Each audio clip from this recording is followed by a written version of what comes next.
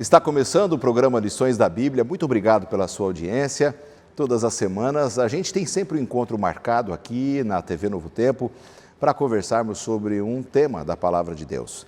E nessa temporada, estamos apenas na 4ª semana desta temporada nova, estudando sobre o livro do Apocalipse, que é um livro tão importante para a nossa vida cristã, para sabermos aquilo que vai acontecer, aquilo que já aconteceu no passado e o que vai acontecer neste tempo do fim, daqui para frente, até a volta de Jesus.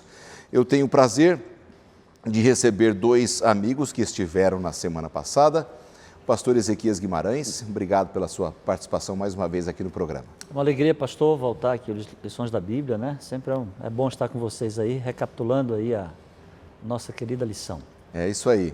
Pastor Ezequias é pastor da Igreja Adventista, aqui na cidade de Jacareí, onde boa parte aqui dos membros, dos nossos funcionários, frequenta ali na igreja dele, a Igreja do Jardim América, e é uma alegria poder ter aqui o pastor de muitos dos nossos funcionários com a gente aqui no programa de hoje.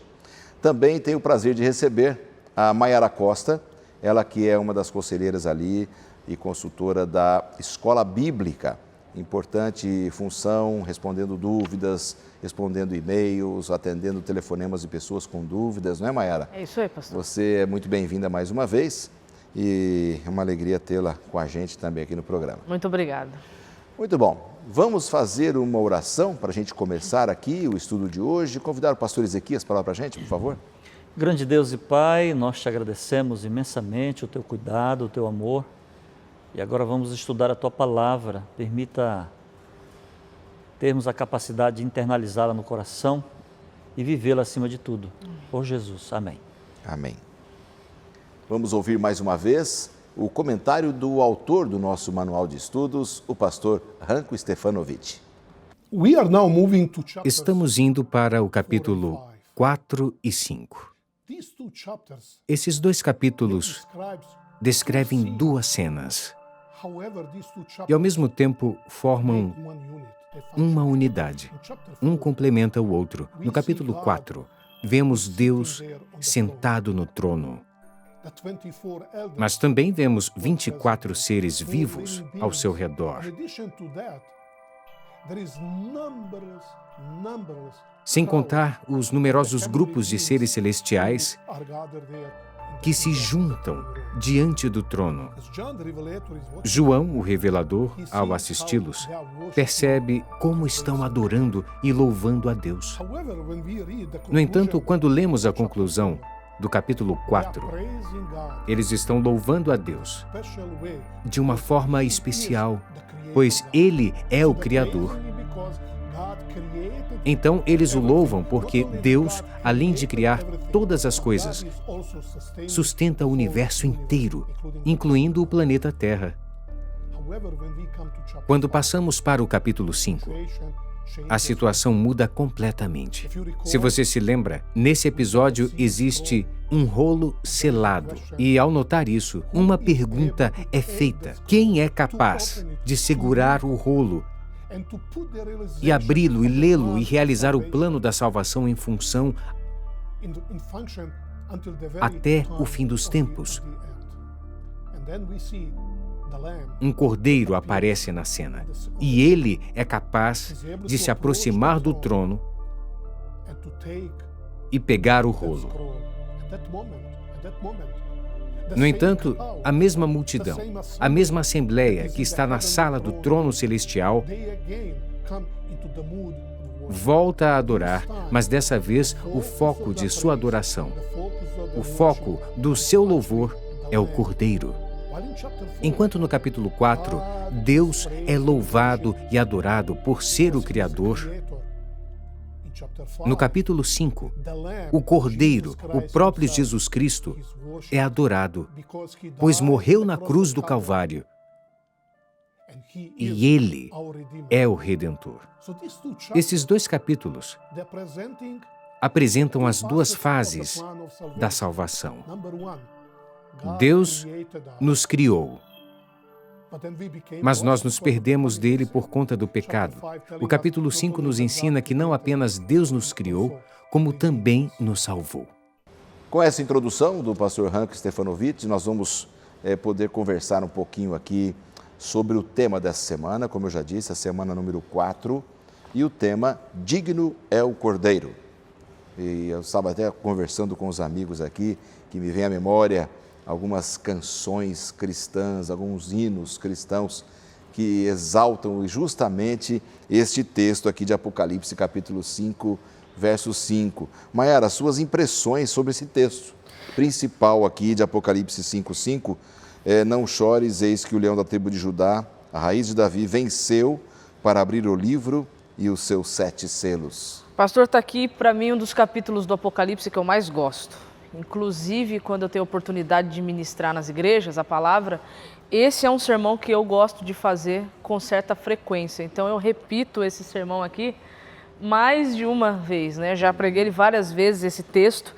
E realmente o capítulo 5 do Apocalipse, ele apresenta um cântico de honra e glória a Cristo, porque esse capítulo ele apresenta um momento cronológico, histórico, onde Jesus volta para o céu, vitorioso sobre o pecado, vitorioso sobre o diabo, e ele é recebido pela corte angélica, onde ele é entronizado na presença de Deus o Pai, que está sentado no trono, conforme o capítulo 4 apresenta, e ali ele pode pegar um livro que estava selado 7 vezes, né, um rolo selado 7 vezes, que estava nas mãos do Pai. E uma das coisas que eu pergunto na igreja, quando eu vou falar sobre esse texto, é por que só Jesus podia abrir e por que esse rolo estava selado 7 vezes, né? O conteúdo é esse tão fortemente guardado nas mãos de Deus e por que só Jesus poderia ter acesso? E é o que vamos estudar aí, já aí, né? Muito bom. Pastor, também as suas impressões, esse título Digno é o Cordeiro é uma coisa incrível, né? Nós vamos tratar desse assunto um pouquinho mais à frente, da dignidade do Cordeiro, até fazer um paralelo com a nossa indignidade, né? Mas João aqui, ele chora não porque é uma criancinha mimada curiosa para saber o que tem dentro do livro. É porque se não tivesse ninguém para abrir o livro, isso era algo muito grave. O cristianismo seria uma farsa, um engodo. Então o desespero de João aqui é grande. E agora? A expectativa. Era um momento assim, ele chegou no fim de um túnel, a parede era rochosa e falou assim, o que vai acontecer? Né? A angústia por ter alguém que pudesse abrir. Na semana passada, a gente estudou juntos aqui com os nossos amigos telespectadores, aqui as mensagens de Cristo para as suas igrejas, né? Para todos os povos da terra, representados ali através das igrejas do Apocalipse. Agora, então, pelo que você falou, Maiara, a visão ela passa da terra para o céu. Sim, existe um intervalo de tempo, tá? Então não foi uma visão sequencial, né? A palavra aqui, conforme ela está no grego, né? Existe um intervalo de tempo. Então João ele recebe uma visão que não foi boa, se nós olharmos bem, friamente. Por quê? Porque Cristo mostra para ele, no capítulo 2 e 3, como nós vimos na semana passada, a condição que estaria o seu povo na terra antes dele voltar. E a condição que estaria o seu povo não era boa. Então, eu acredito que isso trouxe certa angústia para o coração de João. Daniel passou por uma experiência parecida, né? Que ele teve aquela angústia de ver ali um pouco dos desdobramentos proféticos. Não, Daniel, ele foi severamente angustiado, né? Acho que, tadinho, Daniel morreu angustiado, né? Morreu o anjo falou para ele, né? Relaxa, querido, você tem que morrer, não vou te explicar mais nada, porque não é para o seu tempo, Exatamente. né? Mas, passado um tempo daquela visão, da condição, Cristo convida agora João para ir ao céu, para entrar na sala do trono, conforme apresenta o capítulo 4. E ao entrar na sala do trono, ele contempla uma liturgia, ele contempla um ser divino sendo adorado, né, por todos os personagens que o capítulo 4 aqui vai fazer menção. E eu, na minha cabeça, eu imagino assim, né? O céu estava em louvor e adoração, né? Aí eu imagino... Isso é uma conjectura minha, né? Não é nada que o texto bíblico revela. Isso é uma impressão minha, né? Mas na cabeça de João talvez poderia passar assim, como pode o céu estar nesse clima se o que Jesus Cristo me mostrou um tempo atrás na terra é totalmente desastroso, né? É uma mudança bem radical, né? Sair da terra para o céu. Né? É verdade. Mas é interessante, pastor, que aqui já no início da visão, ele contempla Jesus sentado, ele contempla um trono armado, né? E também ele se depara com o arco-íris. Duas situações em relação a Cristo. O trono é uma referência ao seu domínio completo sobre tudo e sobre todas as coisas. O seu poderio, né? O arco-íris tem a ver com as suas promessas, que são infalíveis, que se cumprem no tempo, na hora certa, e também na nossa vida pessoal e prática, as promessas do Senhor estão se cumprindo todos os dias, né? Todas as horas. O arco-íris representa a aliança de Deus com o ser humano. Você encontra essa referência lá em Gênesis capítulo 9. Por mencionar Gênesis, né, é uma coisa que eu gostaria de frisar, né, para os amigos que estão nos assistindo, né? A melhor escola, o melhor dicionário de interpretação para o Apocalipse é o Antigo Testamento.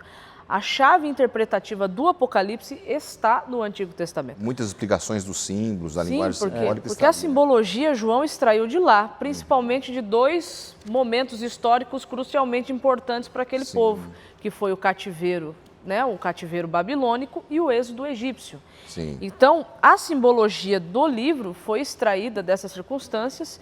Então, se nós tivermos assim, um bom conhecimento do que aconteceu com o povo no Antigo Testamento, quando chegar no Apocalipse, nós vamos compreender muitos dos símbolos que estão aqui registrados. É verdade, é verdade. Bom, aqui dentro do texto do Apocalipse, capítulo 4, a partir do verso 1 até ali o verso 8, a gente percebe aqui, amigos, que eles ensinam um pouco sobre essa natureza do trono celestial, né? Sim. É interessante isso, a sala do trono não é a todo momento que a gente lê uma descrição na Bíblia sobre a sala do trono.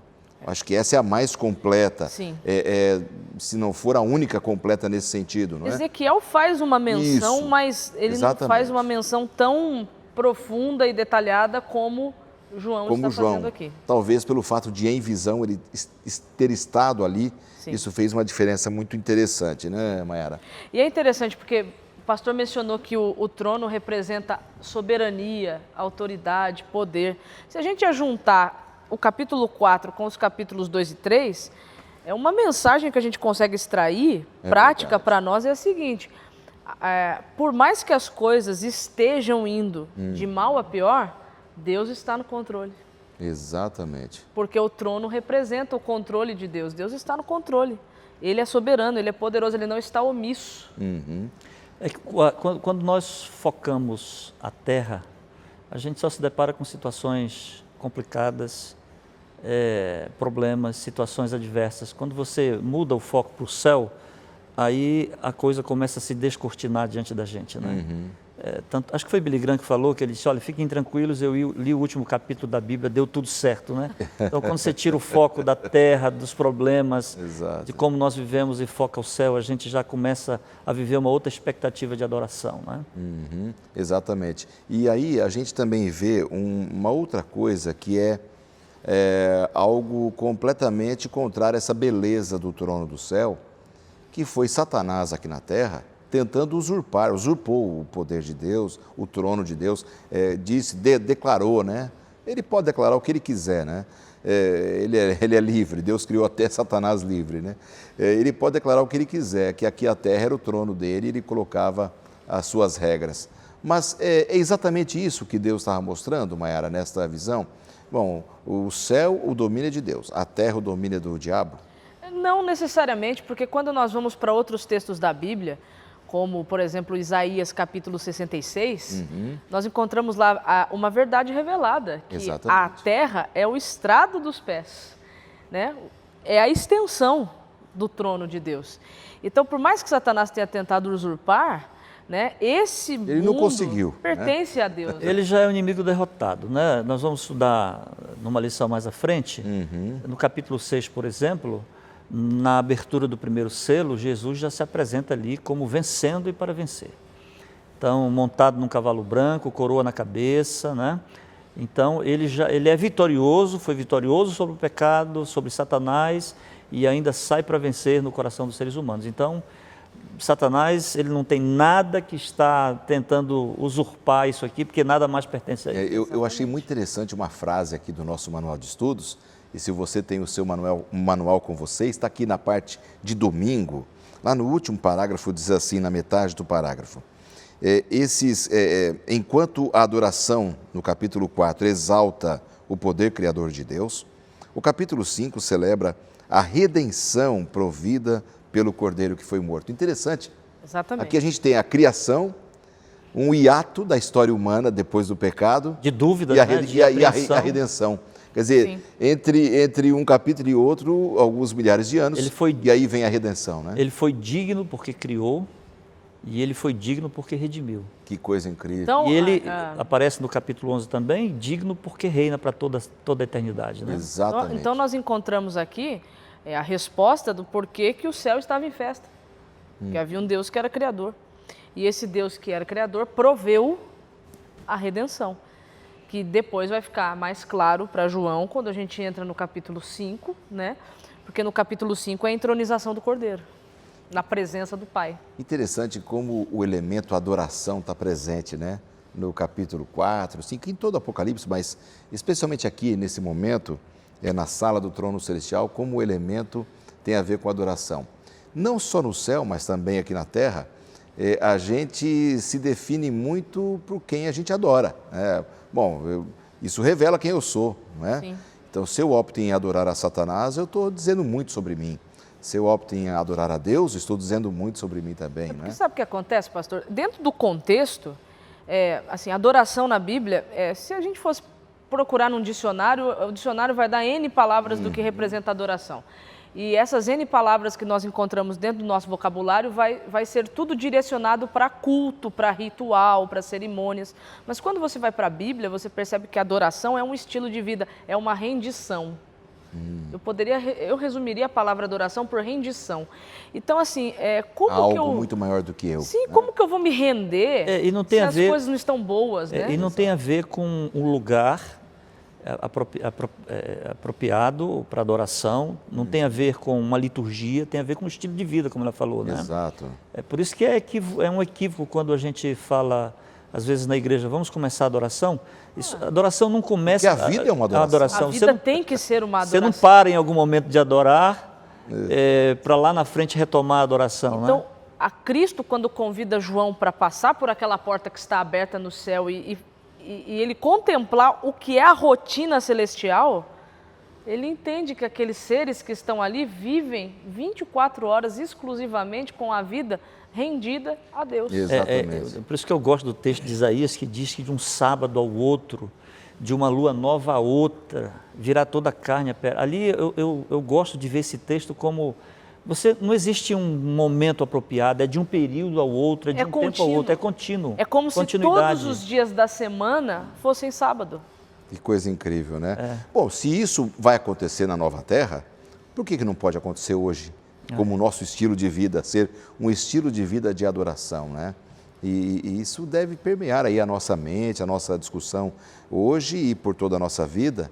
É uma questão de decidir. Bom, eu decidir ser um adorador, né? Quer eu esteja levantando, dormindo, indo para o trabalho, no meu trabalho, indo para um campo de esportes, você é adorador. Não podemos esquecer que Deus conhece as nossas obras, Ele sabe se realmente somos adoradores ou não, não é? Exato. Então, às vezes eu fico olhando na igreja, eu gosto quando os cantores de nossa igreja eles vão à frente cantar, geralmente eles têm ali um momento de oração, eu gosto disso, mas de vez em quando eu fico me perguntando, fez isso em casa também? Esse momento de reverência pelas coisas de Deus, de submissão às coisas de Deus. Foi só ali, né? É só ali ou é a vida é assim? Não é? Que a gente deveria ter uma vida assim, uma vida de adoração. Exatamente. Muito bom, meus amigos. Nós vamos chamar um intervalo aqui e já já a gente volta, são só 2 minutos.